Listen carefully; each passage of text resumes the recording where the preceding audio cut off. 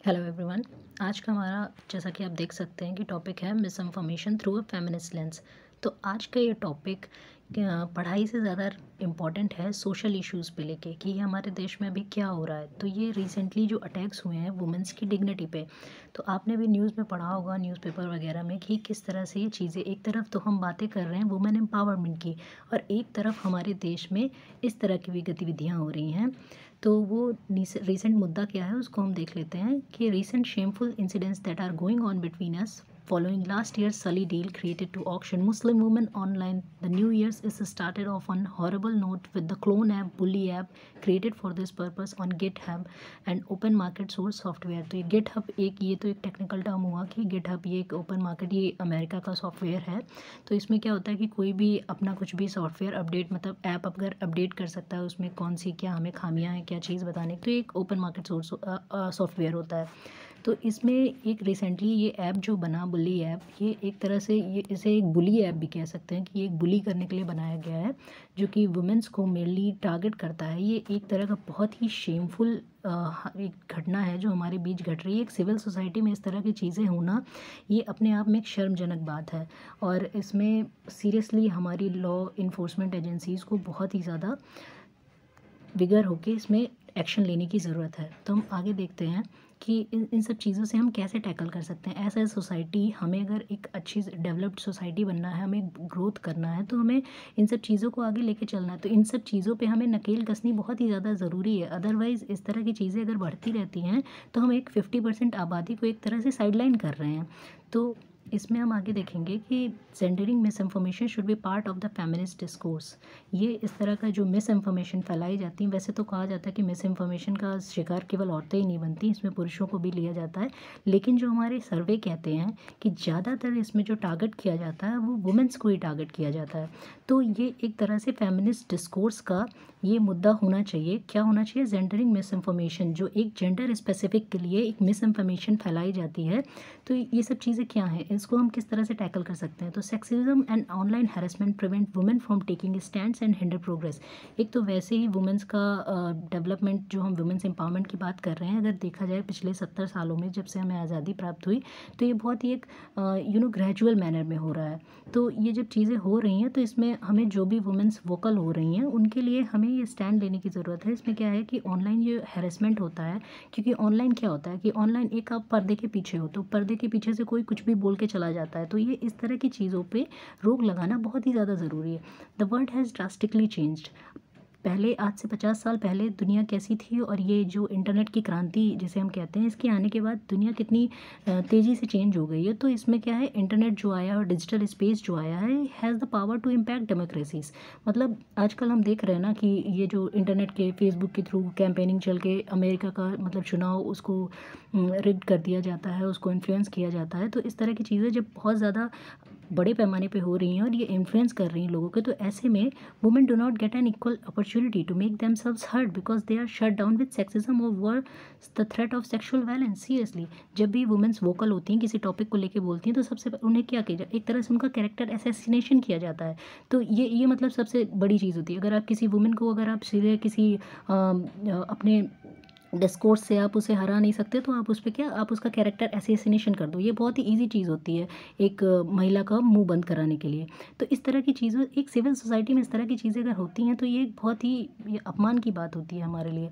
तो हम इन सब चीज़ों को क्या है, तो आगे अब ये सर्वे क्या कहते हैं, जो भी ये चीज़ें, तो ठीक है सामाजिक मुद्दा हो गया, लेकिन हमें सर्वे को भी देख के चलना है कि वो आजकल जो भी हो रहा है ये सब क्या है। तो recent report by UNESCO on online harassment faced by women journalist says that a political actors instigate and fuel online violence campaigns against women journalist. तो हम क्या है, ये जो पॉलिटिक्स है, पॉलिटिक्स अब इलेक्शन के टाइम पे पॉलिटिक्स बहुत ज़्यादा बढ़ जाती है। तो इसमें क्या है, मतलब ज़रा सा आप पॉलिटिकली गेन के लिए आप वुमेंस के खिलाफ अगर कुछ भी बोलते हो, तो इसमें ये जो स्लरिंग की जाती है कि किसी पे कीचड़ उछालना, तो इसमें किसी के कैरेक्टर को लेके इसमें वुमेंस पे कीचड़ उछालना बहुत ही ज़्यादा ईजी हो जाता है as comparison to the man. तो ये यूनेस्को की रिपोर्ट में भी आया है कि जो वुमेन जर्नलिस्ट होती हैं इस तरह के, और इस तरह की चीज़ें वो ज़्यादा मात्रा में फेस करती हैं। तो हम इसमें आगे देखते हैं। तो जेंडर स्टीरियोटाइप्स हमारी सोसाइटी में हमारी एक ये तो मतलब किसी से बात छुपी हुई नहीं है कि हमारा एक पैट्रियार्कल समाज है जिसमें ये पितृसत्तात्मक जिसे कहते हैं।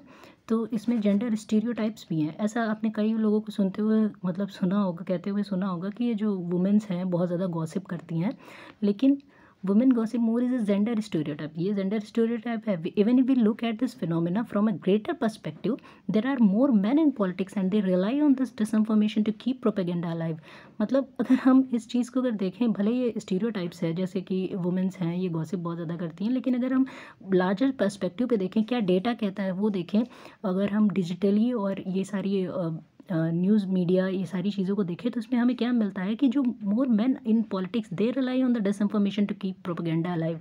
ये रिलाई करते हैं कि मतलब हमारा प्रोपेगेंडा चलता रहना चाहिए, क्योंकि पॉलिटिकल गेन के लिए कौन क्या क्या नहीं करता, ये सब चीज़ें तो हम आजकल न्यूज़पेपर्स में देखते ही आ रहे हैं। तो miss information and sexism have a symbiotic relationship. ये जो मिस इन्फॉर्मेशन होता है और ये जो सेक्सिज्म है जो वुमेंस के खिलाफ किया जाता है, तो ये एक तरह से म्यूचुअली आपस में इनका सिम्बायोटिक रिलेशनशिप है। Misinformation piggybacks on sexism to discredit vocal women and sexism uses misinformation to reinforce patriarchal norms. तो ये आपस में एक तरह से इनकी साठगांठ चल रही है कि मतलब ये मिस इन्फॉर्मेशन हमें फैलाना है और सेक्सिज्म ये किस तरह से एक दूसरे को पूरित करते हैं और समाज में अराजकता फैलाते हैं। फिर नेक्स्ट अब वे फॉरवर्ड, अब अगर हम वुमेन्स एम्पावरमेंट की बात करते हैं, आजकल जिसे भी देख लो वो ये कहता है कि हाँ वुमेन एम्पावरमेंट होना चाहिए, ठीक है, लेकिन ये सारी बातें केवल कहने मात्र की रह जाती हैं।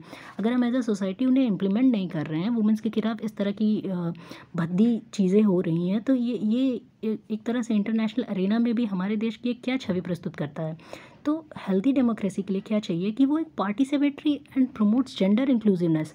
जब तक अगर हम महिला पुरुष सबको साथ लेके नहीं चलेंगे तब तक ये कैसे मतलब एक जेंडर इंक्लूसिव मतलब एक इंक्लूसिव सोसाइटी कैसे बनेगी। तो sexism and miss information intimidate women, इस तरह की चीज़ें अगर कुछ महिलाएं अगर आके बाहर बोलती हैं, अगर उनको भी इस तरह से इंटिमिडेट किया जाता है, इन सब चीज़ों से उनका कैरेक्टर असैसिनेशन किया जाता है, तो वो भी घर बैठ जाएंगी। तो ये क्या है कि इनके खिलाफ हमें वोकल स्टैंड्स लेने की ज़रूरत है और ये एंटी एथिकल भी है। किस लिए? एक प्रोग्रेसिव सोसाइटी के लिए। अगर हमें समाज में आगे बढ़ना है तो इस तरह की चीज़ों को हमें टैकल करके और इन पे कड़ी लगाम कसने की ज़रूरत है। तो historically feminist movement have led to democratisation, और ये चीज़ है जो वेस्टर्न सोसाइटी में 1960s इसमें से 1920s इसके पहले जो फेमिनिस्ट मूवमेंट हुए, फेमिनिस्ट मूवमेंट ने, हालांकि ऐसा नहीं है कि फेमिनिस्ट मूवमेंट को आजकल एक अलग उस नज़रिए से देखा जाता है कि ये कुछ और ही डिमांड कर रहे हैं, लेकिन ऐसा नहीं है। फेमिनिस्ट मूवमेंट ही ऐसे मूवमेंट्स हैं जिन्हें वेस्टर्न सोसाइटी में वुमेंस को अधिकार दिलाए, जिसमें से वोटिंग राइट्स 1920 40 तक भी कई वेस्टर्न जैसे फ्रांस अमेरिका जैसे देशों में वुमेंस को वोटिंग राइट्स तक नहीं थे। तो ये फेमिनिस्ट मूवमेंट्स की वजह से ही पॉसिबल हो पाया कि उन्हें वोटिंग राइट्स मिले, उन्हें उनके अधिकार मिले। तो हिस्टोरिकली इस तरह के जो मूवमेंट्स हुए हैं ये डेमोक्रेटाइजेशन को इन्होंने बढ़ावा ही दिया है। तो इस तरह का फिर while social media give a platform for women to raise issues, repeated abuse take away that freedom, so we need stringent law and their execution to keep our women safe. तो इस तरह की जो चीज़ें हो रही हैं सोशल मीडिया पे, अगर उनको ये लगातार होती रहेंगी तो एक तरह से डिस्करेज करती हैं वुमेन्स को। तो इसलिए हमें क्या चाहिए एज अ एम्पावर्ड सोसाइटी, हमें चाहिए कि हमें इन सब चीज़ों पर रोक लगाने के लिए हमें स्ट्रिंजेंट लॉ तो हमारे पास है, और सिर्फ स्ट्रिंजेंट लॉ होने से नहीं, उनका एग्जीक्यूशन भी होना चाहिए जिससे कि हमारी वुमेन्स सेफ रह सके। तो ये आज का टॉपिक था। होपफुली आप सबको ये चीज़ समझ में आई होगी और हमारे एक प्रोग्रेसिव समाज के लिए ये सब चीज़ें कितनी ज़्यादा ज़रूरी हैं, इन पे हमें गौर